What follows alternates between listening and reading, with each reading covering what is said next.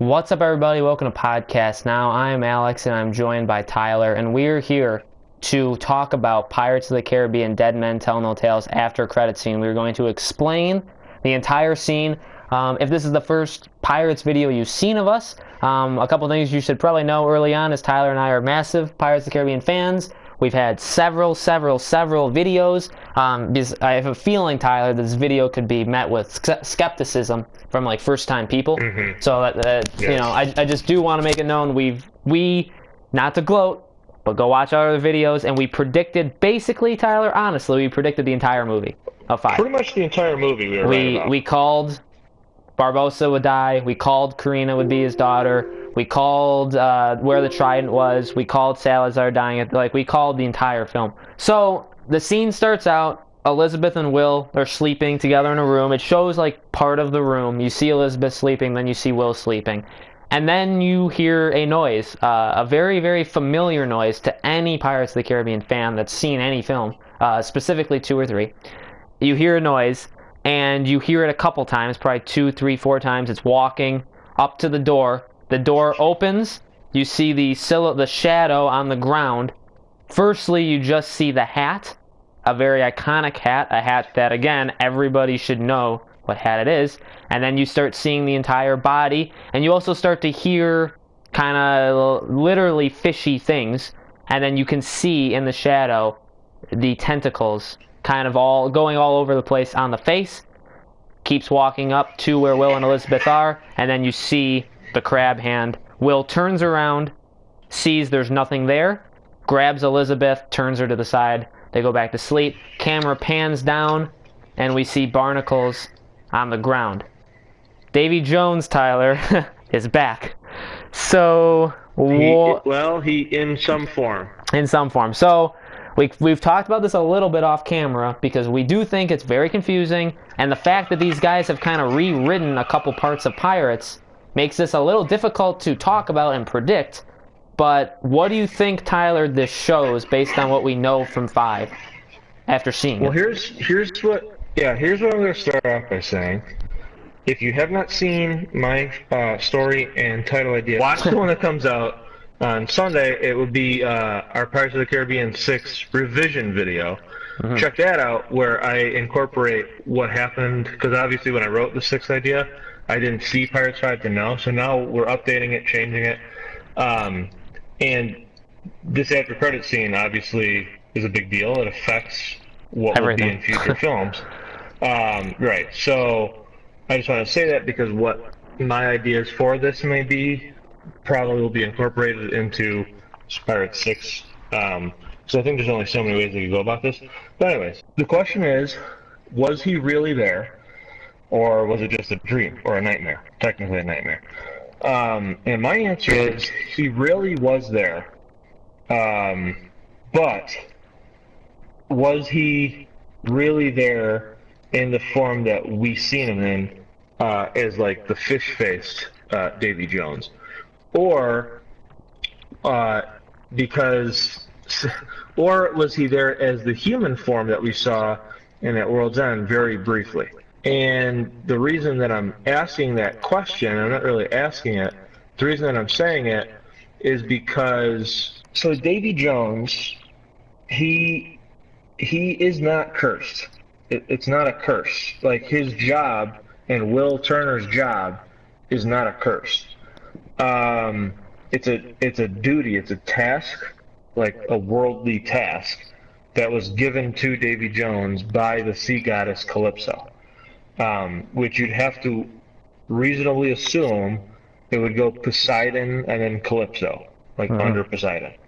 Almost like as a daughter type being to Poseidon. So when a goddess gives you a job that is not considered a curse, that's considered a duty to basically the sea. And the reason I'm saying that is because I know that he looks like a fish in Pirates 2 and 3, but the reason that he looks like a fish is because he abandoned his duty, and he became cruel and all that, so that caused him to change. But I don't think that was a curse. I think that was just if you don't do your job.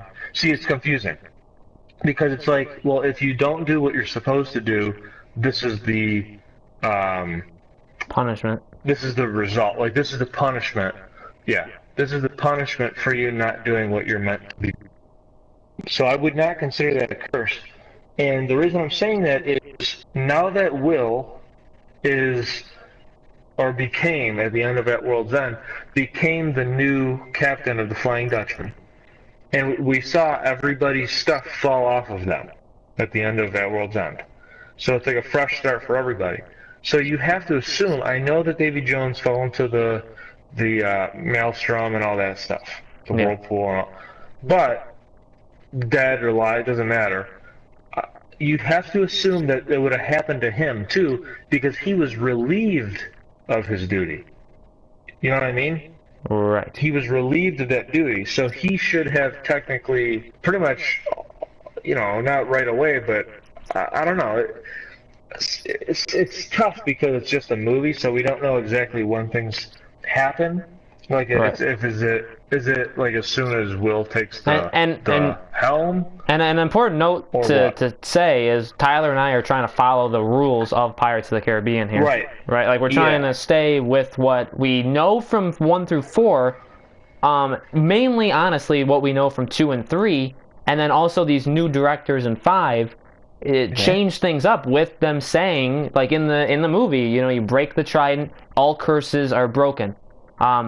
Which is their kind of spin on it, and it's their introduction to Pirates of the Caribbean, so that is what they've kind of brought into it. So now we kind of have to play by the old rules and their rules and try and make it so that they fit somehow. And then we get that Davy Jones is back, but what's more weird is, like, how did he disappear so fast if he was actually there? Well, no, and see, and I know it's taking me long to get to what I'm saying, but what I think is happening is, as I said to you off camera or off recording, Will Turner is still the captain of the Flying Dutchman. As far as we know, we didn't see him pass, the mantle on to somebody else. Right. So as far as we know, Will Turner is still the captain of the Flying Dutchman, and as I stated, it's not just like an option. Like in this world, if you die at sea, so there has to be somebody to ferry you to the other side, right. And that job was given to by Calypso to Davy Jones, and then due to the events of that World's End, that job was then passed on to Will Turner. That is not the way that the world works, where you have to bring someone to the other side. That's not a curse. That's right. the way that the world works. So that still is the case, whether the trident's broken and all curses are lifted or not. That doesn't matter. So the duty doesn't disappear. So what I think is happening is I think the sea is kind of, like I said, like essentially Davy Jones essentially is a demigod. Not really, but that's the closest thing that we can consider him, basically. Consider him to. Being is a demigod. So because now he essentially abandoned his post, kind of like Davy Jones, but very different, not in a cruel way. So that's why it's different. Davy Jones abandoned his post in a cruel way, so that turned him cruel, and it turned him into the monster that he became. Will Turner, what a crazy name that would be. Will Turner abandoned his post almost like out of love, like a different way, like almost out of innocence. Because, as Alex just said, and he's right, at the beginning of Pirates 5, Will tells Henry, for some reason, which doesn't make sense, that basically he's a cursed man, and he's like bound to the ship. But it isn't like I stated, that is not a curse. That's a job. It's a duty. So that is not a curse. Right. So I don't know why they stated that, unless just to make it convenient to end the film in the way that they did. Right. But then it makes it very confusing for the after credit scene, which is why we're doing this video.